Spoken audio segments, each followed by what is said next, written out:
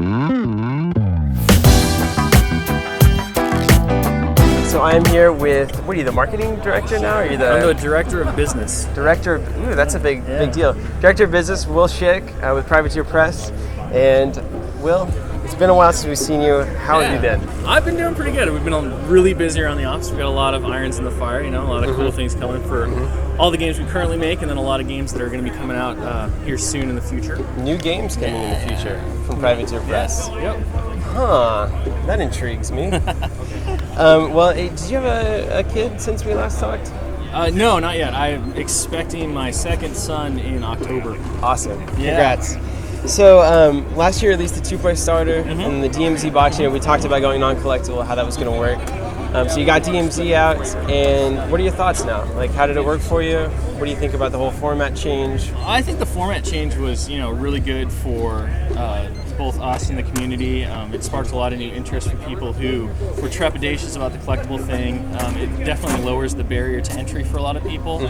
I think it also opens it up to a lot more casual, family gaming, right? So now Dad can buy that for his kids, and we saw this a lot at Comic-Con. Like Dad or Mom, demo with their kids, and they're like, "Oh, I just need to get this box, and I'm done, and I can play it on the kitchen table, right?" Absolutely, and that's really cool too, because then eventually those kids are going to want to go further, and now you kind of are growing community in a lot more family friendly way. So very cool. We saw that at our conventions too. A lot of fathers are in there. So with those two products, what can we expect next? Well, what's on your mind? We got a lot of things in the works right now. We're definitely exploring new avenues and ways to get new product out under the new format, and we're hoping to have a few announcements on that here coming up in the next few months.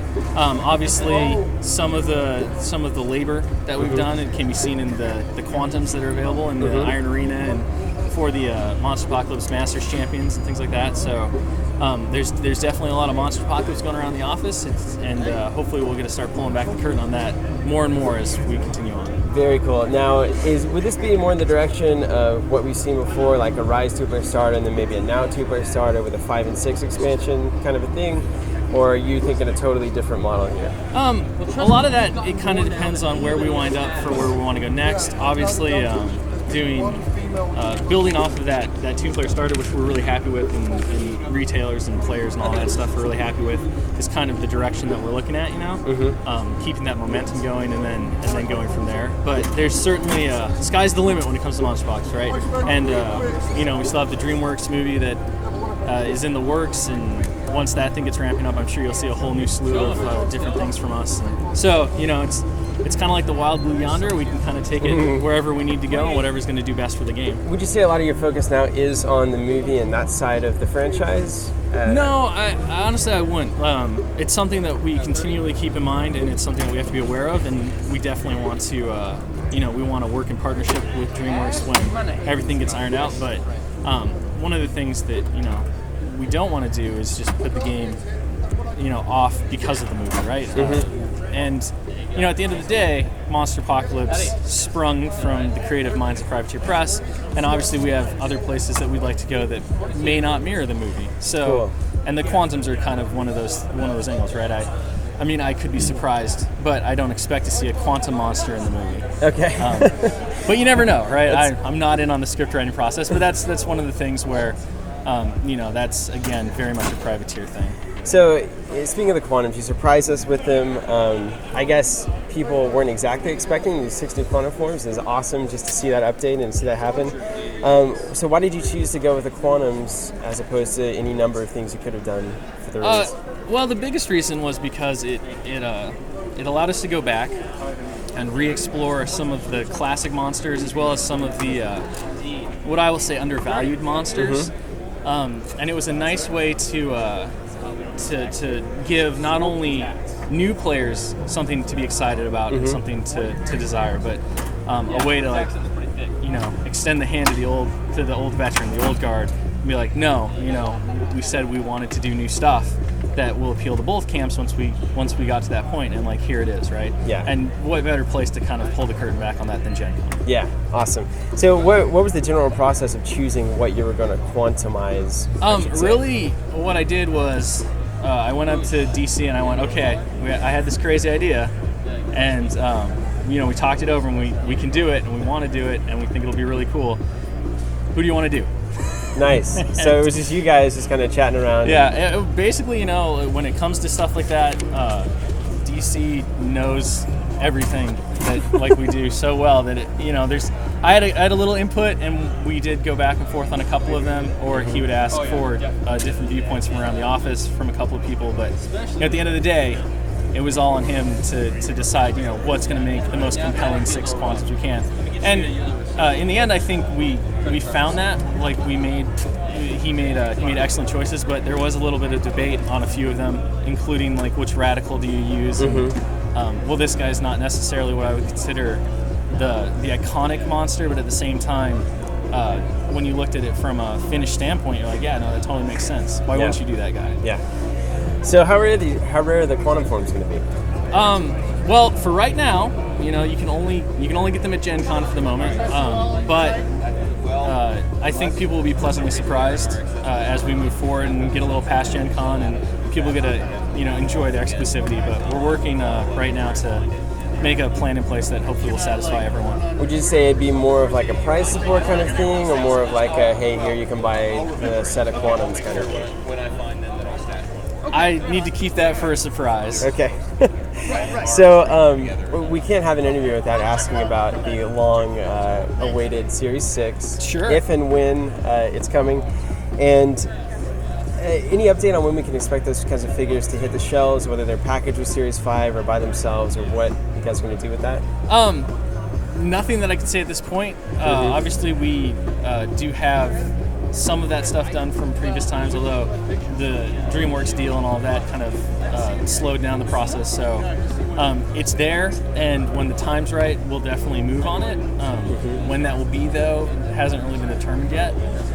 But we're not one to let effort and kind of like creativity go to waste. So yeah, speaking of that reminds me. I understand from talking to DC that you actually have some work done on 7 through 9 as well. Is there a lot of work put into that? Also, is it just concept? There was some preliminary work done on it. Some of the initial concepts were fleshed out in a couple of different departments, but from a large standpoint, it's like in its infancy, right? So. Which is, if that's the direction we decide to go, then we have a great starting point. But if it's not, one of the nice things is that, based on reaction and where we need to go with the game to make sure that it's the strongest community and game possible, we can kind of deviate from those things and not really feel bad about leaving one behind. So, right. Awesome. I think it's in one of the best places for any kind of product, right? Because you're like, we can go or we can pull away, and either way it works. So, Series 6. Are we looking at packaging? Obviously, it's probably not going to be a traditional booster if it were to release. Would it be released with like a Series 5? A lot of people are wanting to know if like they're going to have to rebuy a Series 5 to get Series 6.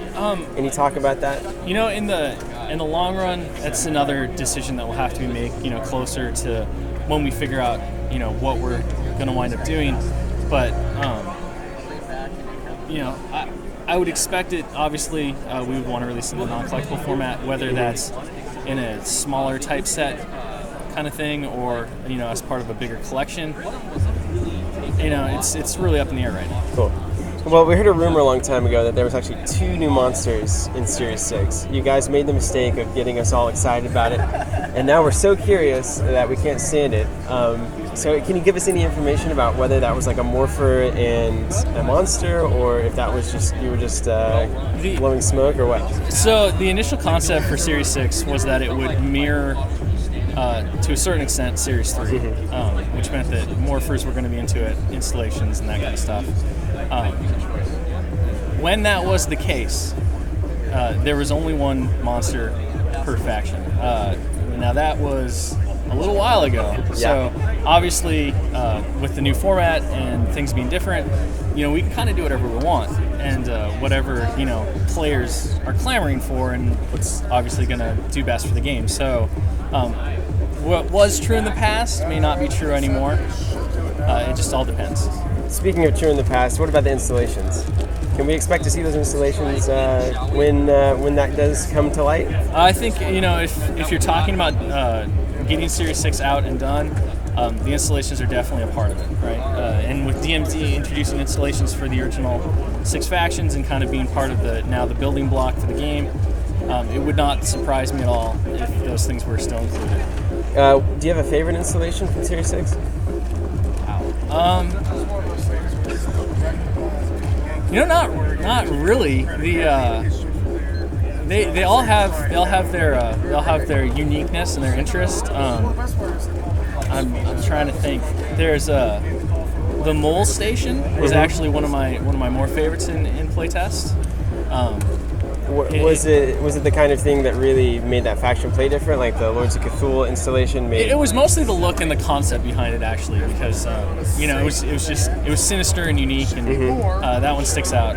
Really, I'll be the first to admit I'm not the greatest competitive Monpok player, so like when I'm picking stuff, I usually pick the things that I'm like, oh, this looks really cool and this sounds good, and then I get on the table, and sometimes it works and sometimes it doesn't.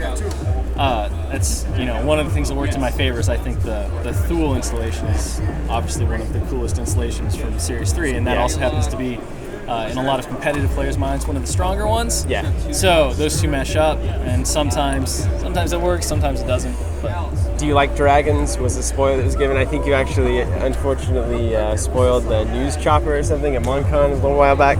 You have any other spoilers that you want to just drop for us and regret later? Nothing right now, actually. I'm gonna be a little more reserved today and hold back to the first day of GenCon. Hit me on Sunday, and after the con wariness sets in, I'll try to get you when you're not thinking. So I'll just end with you guys have had 10 years. You've been with Privateer for a while.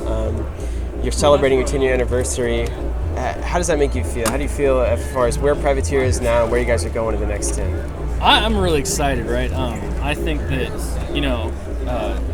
obviously, release of Mark II for War Machine Hordes was nothing but good things. We're now growing crazy in those realms. Non-collectible Monster Apocalypse opened the game up to a whole new set of people and families and all that. So, that's great. We've got a movie in the works. We've got a War Machine video game in the works. We've got a giant new prototype for replica weapons from IKEA that we're going to be selling soon. Very cool. Is that what Matt had on his shoulder? Yeah, that's actually we're working with a new company to make those into products soon. So those will be coming. There'll be more information. But yeah, cool. We have the new one. We have the prototype here for GenCon. And then we've got a whole new IP coming out next year, Level 7. We've got Heap, which is going to be a new standalone Bodgers game. And then we've got a couple other things in the works that I can't talk about quite yet. But cool. It's going to be 2012 is definitely a year I'm looking forward to a lot. Awesome. Thanks so much, Will. It's always a pleasure to talk to you.